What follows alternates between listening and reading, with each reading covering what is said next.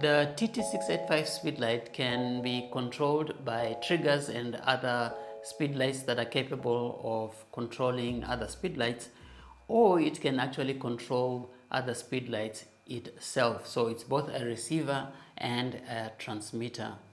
Now setting it up to receive or to transmit is quite easy, so let's have a look at that quickly.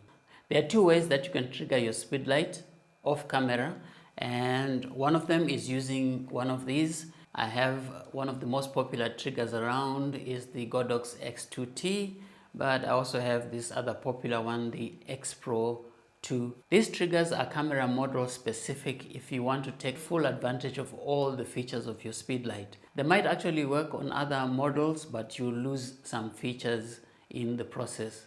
So if you're buying these triggers, make sure you buy the ones that are specific to your camera so that you take full advantage of all the features that are available. For this tutorial, I'm going to use the X2T just to show you how to connect your trigger to your speedlight. So to the right of your panel at the bottom, the last button is what you use to go into wireless mode. You just click on that, and then on the top left you will see that there is a wireless symbol that appears. Now you want to make sure that your speedlight is in receiving mode. You want to keep clicking until there is a change in color on your LCD screen like that, and you see RX on the screen, and also you see channel and a letter either A, B, C or D to the right of the LCD panel.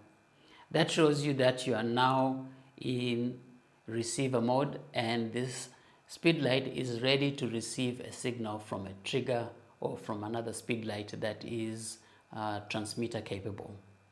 So the first thing you want to do on your speedlight is set your channel.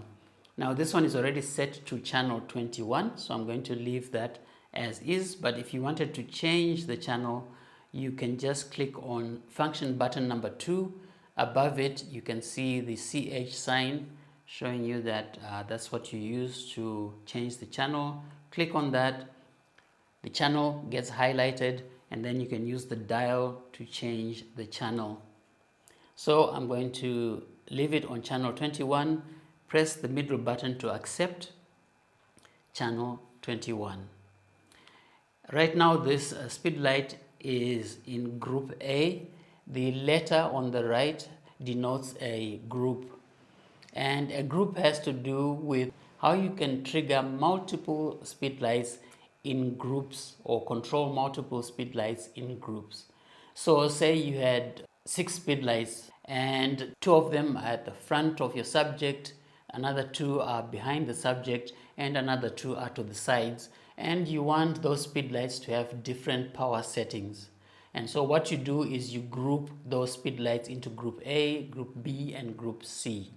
And you want to make sure everything that is in the front, if you want them to have the same power, you set the power for group A on your trigger, and then you set the power for group B for the other speedlights and group C for the other speedlights.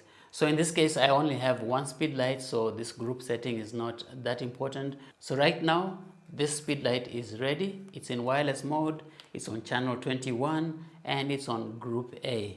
And now all I need to do is go to my trigger, and in this case I have the X2T, and with the X2T, as soon as you switch it on, you can see the groups on the left.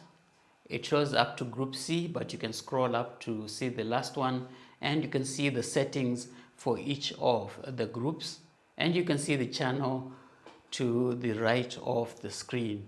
Now remember, our speedlight is on channel 21 and it's in group A. So the first thing I want to do is to change the channel to channel 21.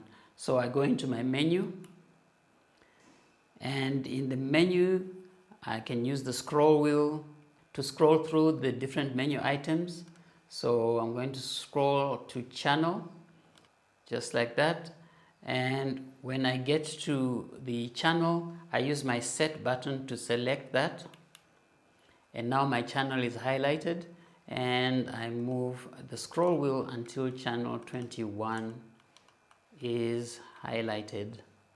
Once that's highlighted, for me to accept the setting, I press set again, and now my controller is set to channel 21. I can now exit out of that by pressing the menu, and you can see group A has some settings there.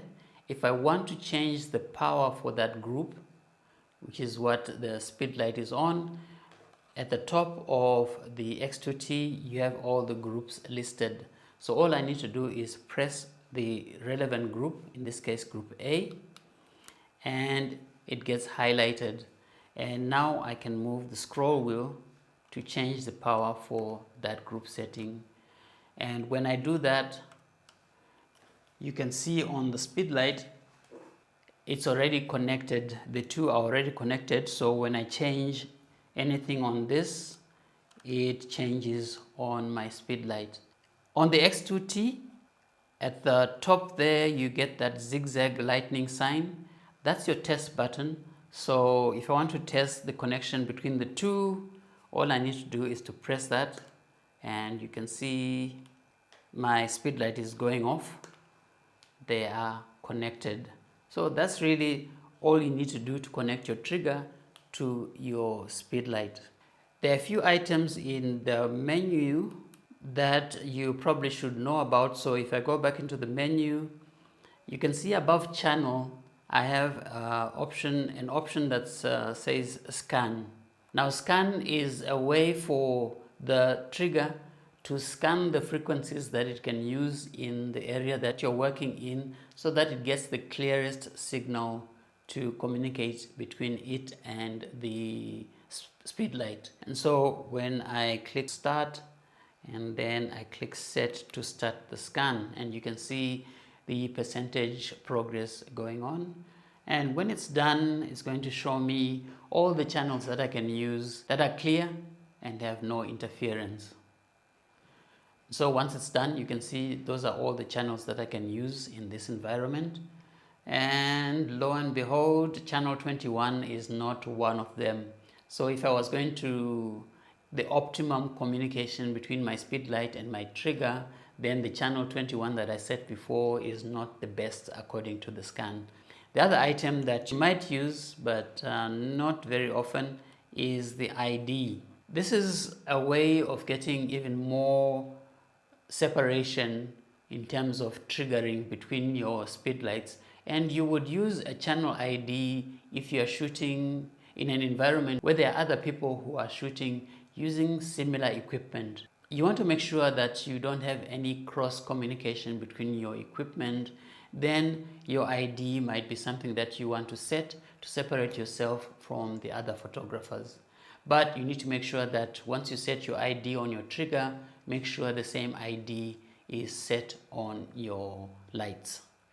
So that's how you set up your flash trigger to work with your speed light. Now on the speed light itself, like I said, this speed light can also work as a transmitter. So when you cycle through your wireless mode button, you will get to a point where you see group settings A, B, C, and D. When you see A, B, C, and D on your speed light, it means you are now in transmitter mode. So this speed light is now working as a transmitter, not a receiver. And you can now use this to control other speed lights and strobes.